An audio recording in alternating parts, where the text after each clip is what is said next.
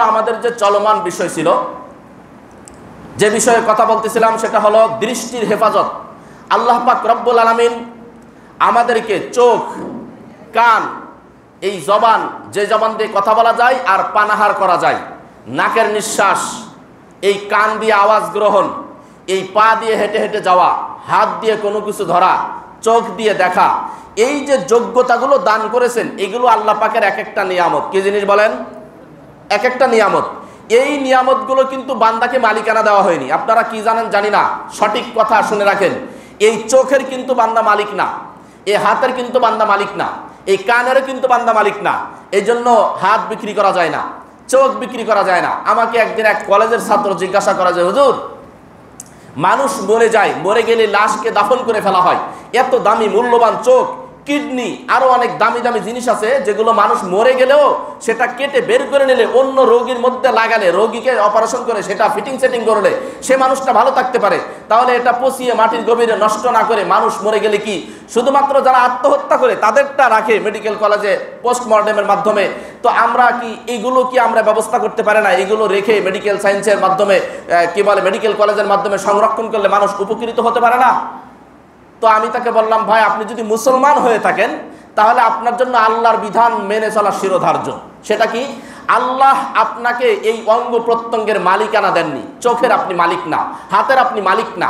মালিক যদি না হয়ে থাকেন তাহলে তার ব্যবহার পদ্ধতিও আপনার মালিকানাধীন না। কি বলেন, সঠিক না বেঠিক?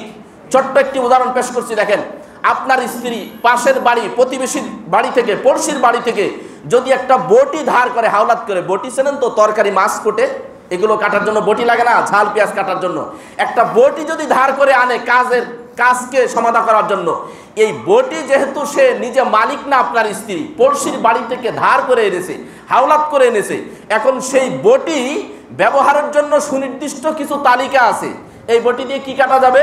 বেগুন কাটা যাবে, আর অন্যান্য সবজি কাটা যাবে, ঝাল পেঁয়াজ কাটা যাবে, মাছ কাটা যাবে, গোশত কাটা যাবে, মুরগি জবাই করে মুরগি কেটে গোশত তৈরি করা যাবে। কিন্তু এই বটি দিয়ে বাঁশ কাটা যাবে? বলেন, কথা বলেন। বাঁশ কাটা যাবে? গাছ কাটা যাবে? আপনার বাড়িতে রান্নার জন্য যে খড়ি, যে জ্বালানি কাঠ দরকার হয়, মোটা মোটা মেহগুনির ডাল কাটা যাবে? যেই চলা আপনি কাঠগুলা থেকে কিনে এনেছেন রান্নার জন্য, সেই চলা কাটা যাবে? কাটা যাবে না। কেন? এই বটিটা এই কাজের জন্য নির্ধারিত হয়নি। কিন্তু এর পরেও যদি আপনার স্ত্রী এই বটি দিয়ে বাঁশ কাটে আর মোটা মোটা গাছের ডাল কাটে, আর এই কারণে যদি বটির ধার বাঁকা হয়ে যায় আর ভেঙ্গে ভেঙ্গে করাতের মতন হয়ে যায়, এই বটি ফেরত দিতে গেলে আপনার পড়শি গ্রহণ করবে না। প্রতিবেশী বলবে যে, আমি তো তোমাকে ভালো সুন্দর ধারওয়ালা বটি দিয়েছিলাম, তুমি তো এটাকে ভেঙ্গে আমার কাছে ফেরত দিচ্ছ, এই বটি ফেরত নেব না। হয়তো কর্মকারের দোকান থেকে এটা ফ্রেশ সুন্দর করে নিয়ে এসে আমাকে দাও, অথবা নতুন বটি আমাকে কিনে আমার কাছে ফেরত দাও। আজিজ ও দোস্ত, মানুষের কাছ থেকে একটা জিনিস ধার নিলে যদি নিজের ইচ্ছামতো ব্যবহার করা না যায়, আহকামুল হাকিমিন, আরশে আজিমের মালিক, তামাম বিশ্বকুল কায়নাতে মালিক, মানুষের স্রষ্টা, সব কিছুর স্রষ্টা, একচ্ছত্র মালিকানা, যেই মালিকের, যেই সত্তার, সেই সত্তা আপনাকে এই চোখ ধার দিয়েছেন, মালিকানা দেননি। এই কান ধার দিয়েছেন, হাওলাত দিয়েছেন, মালিকানা দেননি।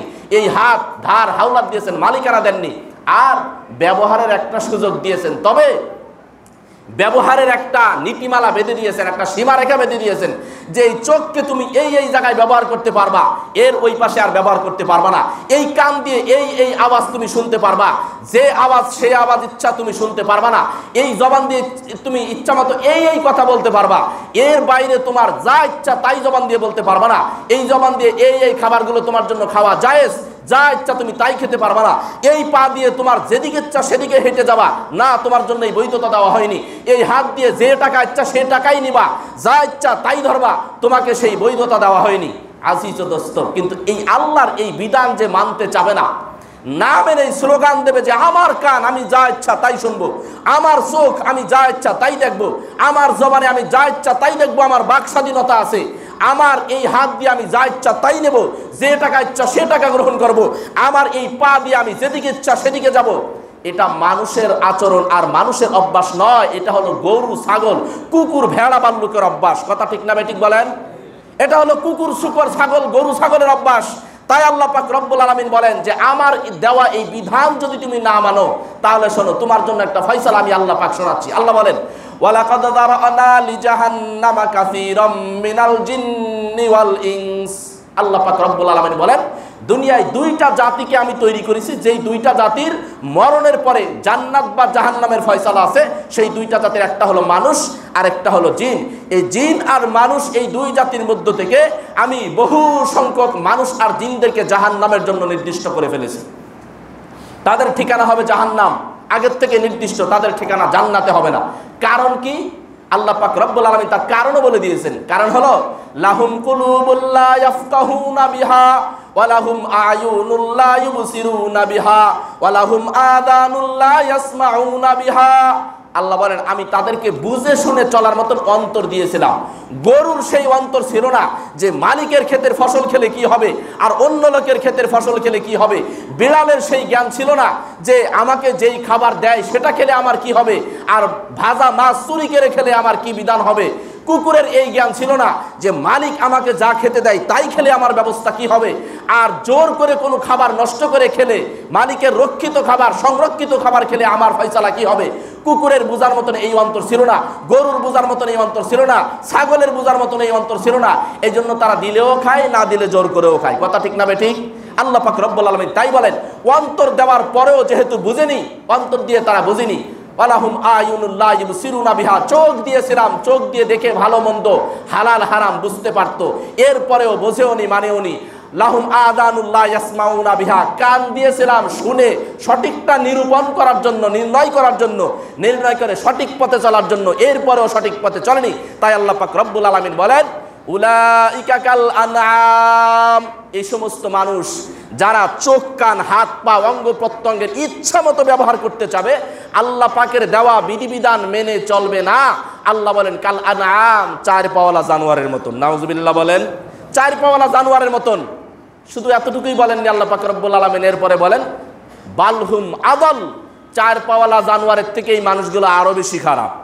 নাউজুবিল্লাহ বলেন আবারও।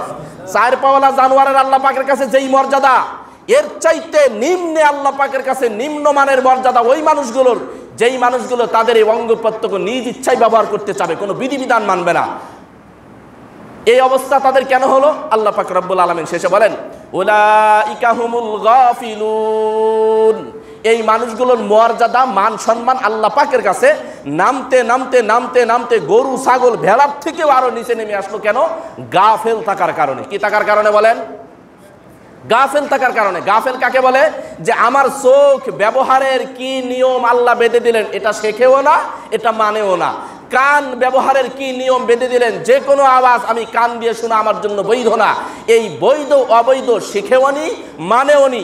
জবান দিয়ে কি বলা যাবে আর কি বলা যাবে না সে কথা শেখেও নি মানেও নি। তাই আল্লাহ পাক রব্বুল আলামিন তারা হলো গাফেল, আর এই কারণে তাদেরই অবস্থা।